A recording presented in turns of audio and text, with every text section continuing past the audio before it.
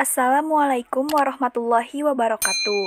Di sini saya perwakilan dari kelompok 3, 1A Teknik Kimia, akan menjelaskan tentang muamalah, zakat, dan pajak. Di sini saya tidak sendirian, saya ditemani dengan teman saya, yaitu Aditya Almar Nugraha dan Nadifa Rahmania. Nah, untuk bahasan pertama yaitu muamalah. Apa itu muamalah? Muamalah menurut KBBI yaitu hal-hal yang termasuk urusan masyarakat seperti pergaulan, perdata, dan sebagainya. Tetapi menurut fikih Islam, muamalah yaitu tukar-menukar barang atau sesuatu yang memberi manfaat dengan cara yang ditempuhnya, seperti jual beli, sewa menyewa, upah mengupah, simpan meminjam, urusan bercocok tanam, berserikat, dan usaha lainnya. Dalam kegiatan muamalah, terdapat larangan Islam dalam muamalah. Nah, apa aja sih larangan Islam dalam muamalah? Yang pertama, tidak boleh menggunakan cara yang batil. 2. Tidak boleh melakukan kegiatan riba. 3. Tidak boleh dengan cara yang zolim. 4. Tidak boleh mempermainkan takaran, timbangan, kualitas, dan kehalalan. 5. Tidak boleh dengan cara berjudi. Dan 6. Tidak boleh melakukan transaksi jual beli barang haram. Selanjutnya ada zakat. Zakat menurut bahasa yaitu tumbuh, suci, dan berkah. Sedangkan menurut istilah, zakat merupakan pemberian yang wajib diberikan dari harta tertentu menurut sifat-sifat dan ukuran kepada golongan tertentu. Zakat merupakan rukun Islam yang ketiga, dan kata zakat disebutkan dengan kata sholat dalam Al-Quran sebanyak 82 ayat. Mengenai hukum zakat, Allah Subhanahu wa Ta'ala telah menetapkan bahwa hukum zakat adalah wajib bagi yang mampu, sebagaimana dalam firman Allah dalam Al-Quran surat Al-Baqarah ayat 43, dan terdapat juga dalam hadis riwayat Tabrani. Syarat muzaki atau orang yang terkena zakat yaitu Islam, baligh, merdeka, dan berakal.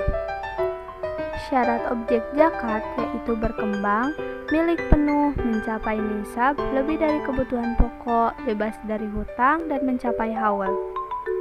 Rukun zakat, pelepasan atau pengeluaran hak milik pada sebagian harta yang dikenakan wajib zakat, penyerahan sebagian harta tersebut dari orang yang mempunyai harta kepada orang yang bertugas atau orang yang mengurusi zakat atau amil zakat. Penyerahan amil kepada orang yang berhak menerima zakat sebagai milik. Orang yang berhak menerima zakat ada 8 golongan yaitu fakir, miskin, riqab, gharim, fisabilillah, ibnu sabil, mu'alaf, dan amil. Macam-macam zakat. Zakat dibagi menjadi 2. Yang pertama ada zakat fitrah yang dibayarkan tiap bulan Ramadan. Yang kedua ada zakat mal, di antaranya ada zakat hewan ternak, zakat hasil pertanian, zakat emas dan perak, zakat perdagangan, zakat hasil tambang, zakat barang temuan, dan zakat profesi.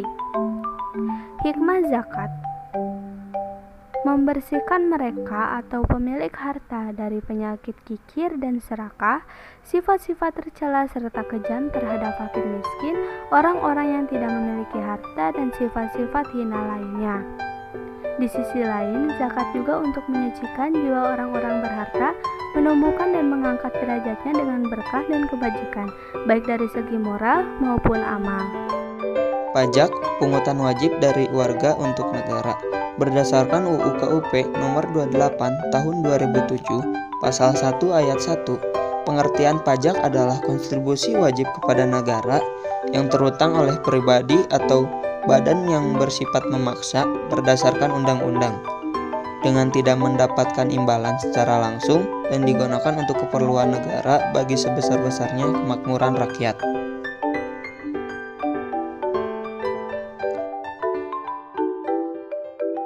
Ciri-ciri pajak: 1. Kontribusi wajib warga negara. 2. Bersifat memaksa.